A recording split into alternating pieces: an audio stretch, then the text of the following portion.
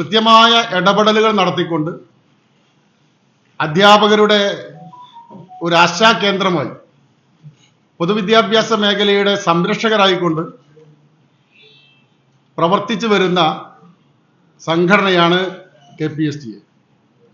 KPSTAയുടെ 9ാമത് സംസ്ഥാന സമ്മേളനം ഈ വരുന്ന 29, 30, 31 ഫെബ്രുവരി 1 തീയതികളിൽ മലപ്പുറത്ത് വെച്ച് നടക്കുകയാണ്.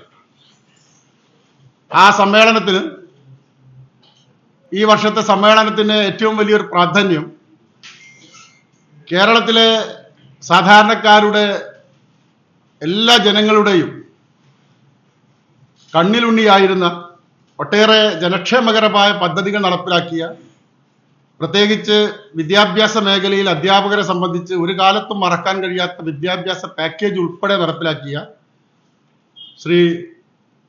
മുൻ മുഖ്യമന്ത്രി ശ്രീ ഉമ്മൻചാണ്ടിയുടെ നാമധേയത്തിൽ പൂക്കോട്ടൂരിലെ വള്ളുവമ്പുറത്ത് 2 പെൺമക്കളുടെ അമ്മയായ വിധവയായ ഒരു പ്രീ പ്രൈമറി അധ്യാപികക്ക് 15 ലക്ഷം രൂപ മുടക്കി ഒരു വീട് നിർമ്മിച്ചു കഴിഞ്ഞിട്ടുണ്ട്.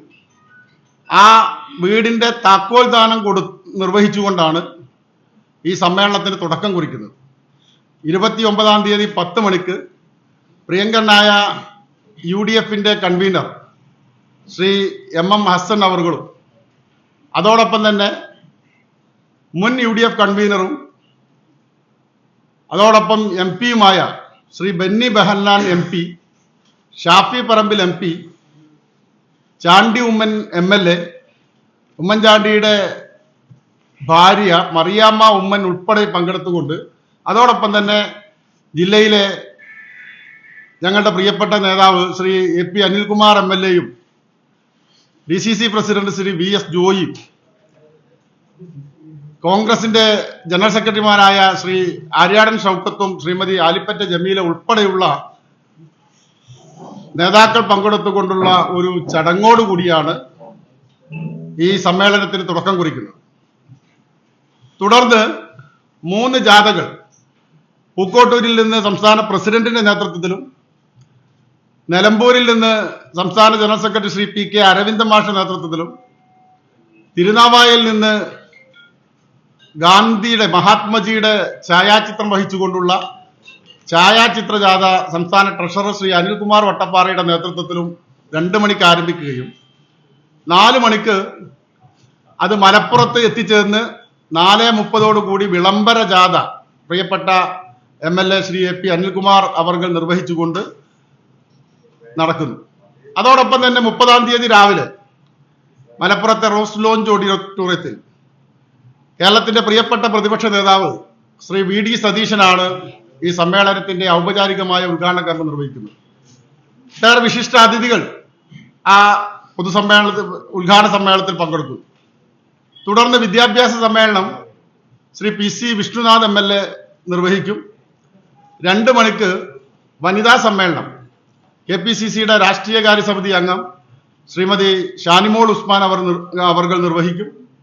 തുടർന്ന് കേരളത്തിലെ പൊതുവിദ്യാഭ്യാസ മേഖലയിലെ ഈ സർക്കാരിന്റെ നിഷേധാത്മകമായ നിലപാടിൽ പ്രതിഷേധിച്ചുകൊണ്ട് ശക്തമായ ഒരു താക്കീത് നൽകിക്കൊണ്ടുള്ള അധ്യാപക പ്രകടനം, 10,000-ത്തിലധികം വരുന്ന അധ്യാപികമാരെയും പങ്കെടുപ്പിച്ചുകൊണ്ടുള്ള അധ്യാപക പ്രകടനം റോസ് ലോഞ്ചിൽ നിന്ന് ആരംഭിച്ച് ഈ ടൗൺ ഹാളിൽ എത്തിച്ചേരുകയും ടൗൺ ഹാളിൽ പൊതുസമ്മേളനം നടക്കുകയും ചെയ്യും.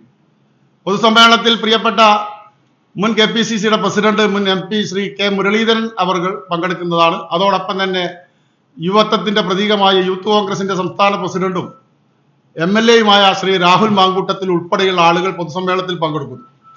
പൊതുസമ്മേളനാനന്തരം ഒരു നൃത്തസന്ധ്യ ഇവിടെ സംഘടിപ്പിച്ചിട്ടുണ്ട്.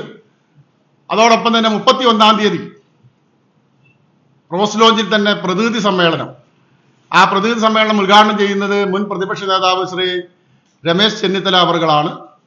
തുടർന്ന് സുഹൃത്ത് സമ്മേളനം ഉദ്ഘാടനം ചെയ്യുന്നത് കോൺഗ്രസിന്റെ വർക്കിംഗ് പ്രസിഡന്റ് കൂടിയായ ശ്രീ T സിദ്ദീഖ് MLA അവർകളാണ്.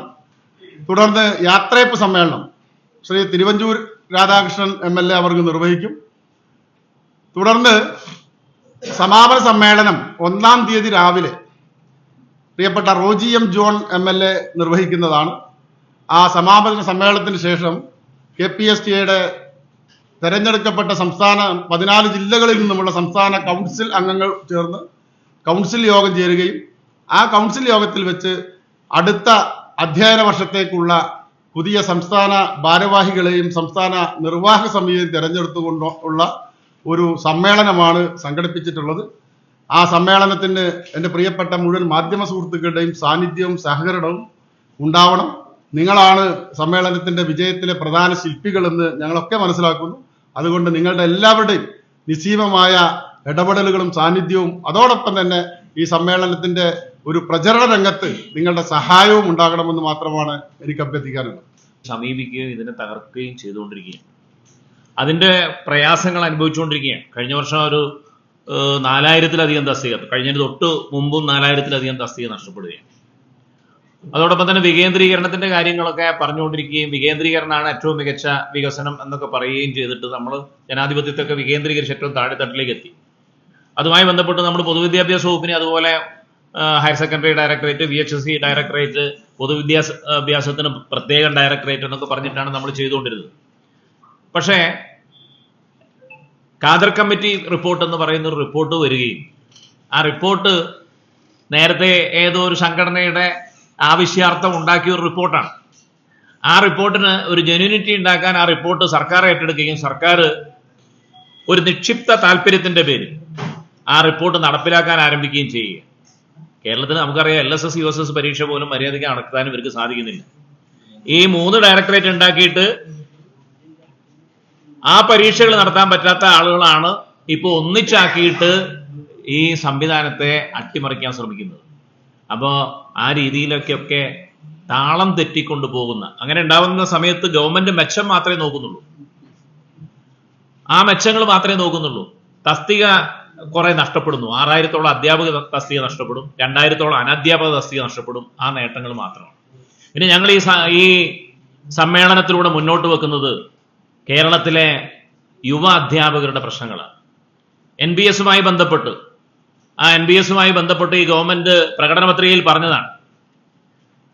അത് അറബിക്കടലിൽ കൊണ്ടുപോയി നിക്ഷേപിക്കുമെന്നാണ് അവർ പറഞ്ഞത്. അതിനുശേഷം 9ാമത്തെ വർഷത്തിലേക്ക് കടക്കുന്നു. ആദ്യത്തെ വർഷം തന്നെ അത് പഠിക്കാൻ വേണ്ടി ഒരു കമ്മീഷന് വെച്ചു. 10-68 ലക്ഷം റുപ്യോളം കമ്മീഷന് ചെലവാക്കി. നാളെ ഇന്നേ വരെ ഇത് പിൻവലിക്കുന്നതുമായി ബന്ധപ്പെട്ടിട്ട് ഒരു ചർച്ചയും മന്ത്രിസഭാ തലത്തിലോ എവിടെയോ നടന്നിട്ടില്ല. അത് മാത്രമല്ല, കഴിഞ്ഞ നവംബറിൽ 1875 കോടി റുപ്യ കടമെടുത്തിരിക്കുന്നത് NBS തുടരും എന്ന് പറഞ്ഞിട്ട് അതിന്റെ ബോണ്ട് വെച്ചുകൊണ്ടാണ് എന്നുള്ളത് ഈ പുതിയ തലമുറ അധ്യാപകരെ വഞ്ചിക്കുന്ന, അതിന് ഓടൊപ്പം നിൽക്കുന്ന ഗവൺമെന്റിന്റെ ഈ ജനപക്ഷ ബദലിനെ പിന്തുണയ്ക്കുന്ന ഭരണപക്ഷ അധ്യാപക സംഘടനകൾ കൂടിയാണ്. അതുപോലെ തന്നെ കേന്ദ്രം കൊണ്ടുവന്ന ഒരു വിദ്യാഭ്യാസ പോളിസിയുമായി ബന്ധപ്പെട്ട് അതിൻ്റെ അകത്ത് പറയുന്നുണ്ട്, പുതിയ ജീവനക്കാരെ കരാർ ജീവനക്കാരായി കാണണം, ഓരോ തലങ്ങളിലൂടെ അവരെ നിരീക്ഷിച്ച് മുന്നോട്ട് പോകണം, എന്നിട്ട് അതിനനുസരിച്ച് അവരെ നിർത്തണോ അല്ലെങ്കിൽ പുറത്താക്കണോ, അവർക്ക് ശമ്പളം എത്ര കൊടുക്കണം എന്നൊക്കെ നിശ്ചയിക്കുന്നതിന് ഒരു കരാർ ജീവനക്കാരന്റെ രീതിയിലേക്ക് മാറ്റുന്ന രീതിയിലാണ് കേരളത്തിലെ പുതിയ അധ്യാപകരെ ഇപ്പം ഗവൺമെന്റ് വിന്യസിച്ചുകൊണ്ടിരിക്കുന്നത്. ഈ ഭിന്നശേഷിയുടെയൊക്കെ കാര്യം പറഞ്ഞുകൊണ്ട് അധ്യാപകരെ കരാർ ജീവനക്കാരാക്കാനുള്ള ശ്രമത്തിനെതിരെയും എതിർക്കുകയും ആ ഉത്തരവുകൾ പിൻവലിപ്പിക്കാൻ സാധിക്കുകയും ചെയ്തിട്ടുള്ളത് KPSTയുടെ ഇടപെടൽ കൊണ്ടാണ്. അപ്പോൾ ഈ ഗവൺമെന്റ് 2020 ശേഷം ഇപ്പോൾ ഇതുവരെ അഡീഷണൽ പോസ്റ്റ് കൊടുത്തിട്ടില്ല. 1:40 അധ്യാപക തസ്തികകൾ കൊടുത്തിരുന്നു കഴിഞ്ഞ 25 വർഷമായിട്ട്. പക്ഷേ ഗുണമേന്മ വിദ്യാഭ്യാസം പറയുന്ന ആളുകൾ ഈ പ്രാവശ്യം 1:40 അധ്യാപകരെ നിലനിർത്തിയിട്ടില്ല. SSLCയുടെയും 9ാം ക്ലാസ്സിലെയൊക്കെ അവസാന കാലഘട്ടങ്ങളിൽ വിവിധ വിഷയങ്ങൾ എടുക്കാൻ അധ്യാപകരില്ലാത്ത സാഹചര്യം ഉണ്ടാക്കി. ഇതിനൊക്കെ എതിരെ നിങ്ങളുടെ കൂടെ ഒരു ശ്രദ്ധ ഉണ്ടാകണമെന്ന് അഭ്യർത്ഥിക്കുകയാണ്. ഈ സമ്മേളനത്തിൽ നമ്മൾ വിദ്യാഭ്യാസ പ്രമേയങ്ങൾ, രാഷ്ട്രീയ പ്രമേയങ്ങൾ, സംഘടനാ പ്രമേയങ്ങൾ ഇതൊക്കെ ആയിട്ട് ഗവൺമെന്റിന്റെ ഈ പോളിസിക്കെതിരായിട്ട് വിദ്യാഭ്യാസത്തിന്റെ ഗുണമേന്മയ്ക്ക് വേണ്ടി ഉള്ള ഒരു ചുവടുറപ്പിച്ചുകൊണ്ടാണ് KPSTയെ മുന്നോട്ട് പോകുന്നത്. നിങ്ങളുടെ എല്ലാ വിധത്തിലുള്ള സഹായ സഹകരണങ്ങളും അഭ്യർത്ഥിക്കുന്നു.